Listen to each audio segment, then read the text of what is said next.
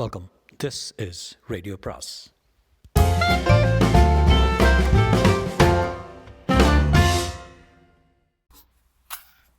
அனைவருக்கும் அன்பு வணக்கம். சுஜாதாவோட கணையாழியின் கடைசி பக்கங்கள் அப்படின்ட்டு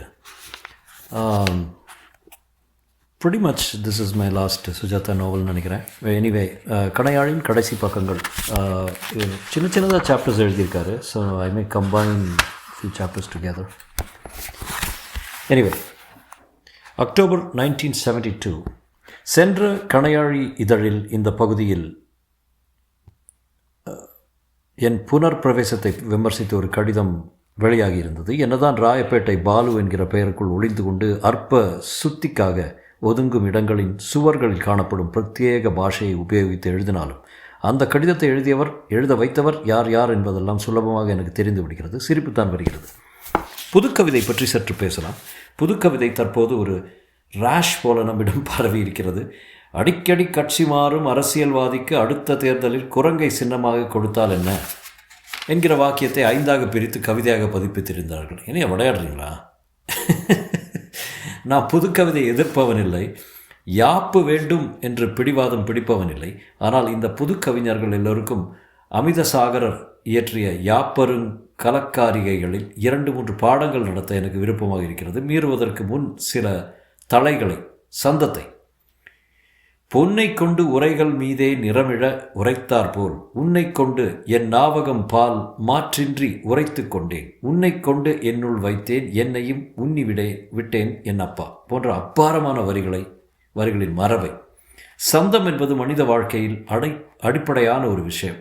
அது நம் இதய துடிப்பில் இருக்கிறது. இயற்கையின் மாறுதல்களில் நம் சங்கீதத்தில் யாவற்றிலும் வியாபித்திருக்கிறது.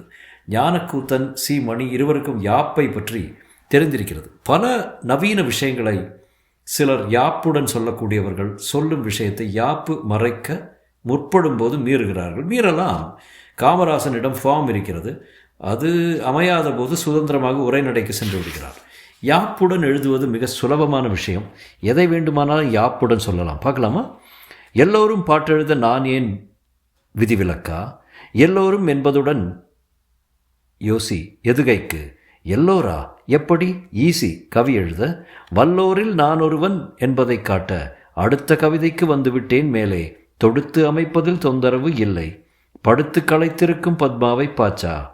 கடித்த கதை பற்றி சொல்ல நினைத்தவன் பாயை விரித்து படுத்தவளை பாச்சா.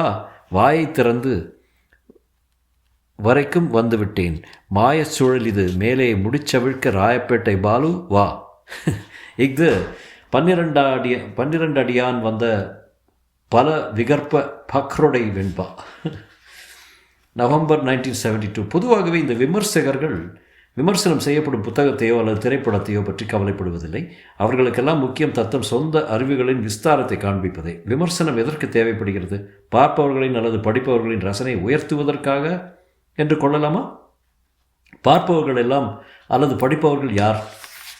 இந்த விமர்சகர்களில் 20 அல்லது 30 நண்பர்களை தவிர மற்றவர்கள் ராணி அல்லது ஆனந்தவிடம் தொடர்கதை வாரம் தவறாமல் படித்துவிட்டு விமலாவின் தியாகம் என் கண்களில் நீர் வரவழைத்து விட்டது என்று ஆசிரியருக்கு கடிதம் எழுதும் ஜாதி. அல்லது கே பாலச்சந்தர் உலகிலே தலை சிறந்த டைரக்டர், சிவாஜி உலகப் பெரும் நடிகர் என்று தலை சிறந்தவர்களை சேவிக்கும் ஜாதி.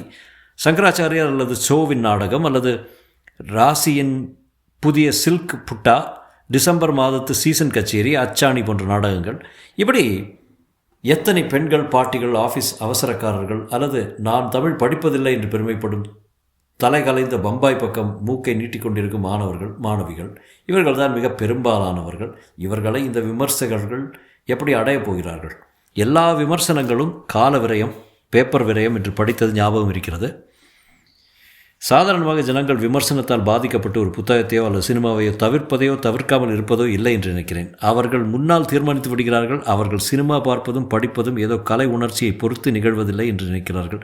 அவர்கள் கையில் இருக்கும் பணம், கடன் வாங்கும் திறமை, அவர்கள் நேர நிலைமை இவைகளை பொறுத்தது தான். சினிமா கதைகள் எல்லாம் பொழுதுபோக்கு மட்டுமல்ல, ஒரு கலை வடிவம் என்று அவர்களுக்கு காட்டுவதற்கு நம்மிடம் உதாரணங்களும் இல்லை. இதுதான் இதில் சோகம். எனவே இவர்களின் பழக்கத்தை விமர்சனங்களால் மாற்ற முடியாது. அதுவும் இந்த விமர்சகர்களால் நிச்சயம் முடியாது. இவர்கள் தெரியப்படுத்துவதெல்லாம் தத்தம் மேதாவித்தனங்களையே. படிக்காமல் கேட்காமல் பார்க்காமல் எழுதுவது இவர்களுக்கு கைவந்த கலை. ஸ்டீஃபன் பாட்டரின் ரெவ்யூமென்ஷிப் வழிகளை இயல்பாக கடைபிடிப்பவர்கள் இவர்களை ஒதுக்கிவிடுவது நல்லது. மற்றொரு வகை ஹிந்துவின் ஞாயிற்றுக்கிழமை வகை. This book is vellum bound in calf leather, contain 384 pages. இப்படி இந்த இரண்டு வகை விமர்சகர்களுக்கும் நடுவே சில விமர்சகர்கள் நமக்கு இன்னும் தேவை.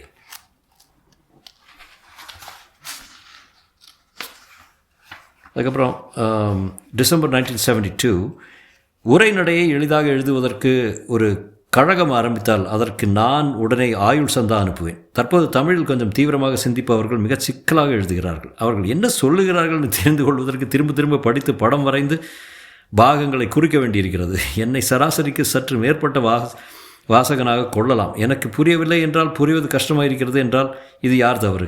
உதாரணம் சொல்கிறேன். இலக்கியத்தில் நேற்று இல்லாதிருந்து இன்று இக்கணம் புதிதாக நிகழ்ந்து சாத்தியமாகி உள்ள ஒரு பரிமாண விஸ்தாரம் புகைப்படக்கலை அல்லது தியேட்டரை சார்ந்துள்ள எல்லைகளிலிருந்து பிய்த்து எடுக்கப்பட்டதானாலும் விஸ்தாரம் சாத்தியமாகிவிட்ட இக்கணம் இதிலிருந்து அது இலக்கியத்தை சார்ந்த எல்லையாகி விடுகிறது. இந்த வாக்கியம் ஒரு தீவிரமான பத்திரிகையில் சமீபத்தில் வெளியானது. அதை எழுதியவர் தீவிரமான ஒன்றை சொல்ல முயன்றிருக்கிறார். ஆனால் விஷயம் பஞ்சு படிந்து வாக்கிய சிக்கலில் தன்னை தானே சுருட்டி கொண்டிருக்கிறது. நத்தை போல தொட்டால் உள்ளே போய்விடுகிறது. கம்யூனிகேஷன் என்று ஒன்று இருப்பதை தற்போது பலர் மறந்து விடுகிறார்கள். இது இங்கிலீஷ் இலக்கியத்திலிருந்து நேராக இறக்குமதியாகிவிட்ட பாபம். Samuel Beckett comma full stop போடாமல் ஒரு நாவல் முழுக்க பேரா இல்லாமல் எழுதியிருக்கிறார். இது புரியவில்லை, படித்தால் முதுகு வலிக்கிறது என்றால் அடிக்க வருகிறார்கள். என்றால் பெக்கெட் நொபேல் பிரைஸ் வாங்கியிருக்கிறார். இதுபோல ஃபாக்னரும் மிக கஷ்டமான எழுத்தாளர்.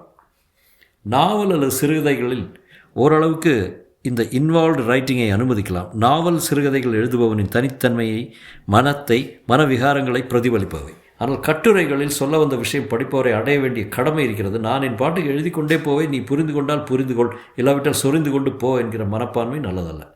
இந்த தீவிர எழுத்தாளர்களை விட அடே பக்கெட் சாம்பார் என்று நேர்முகமாக தாக்கும் சவுக்கடி போன்ற பத்திரிகைகளின் வசன நடை மேல் என்று தோன்றுகிறது.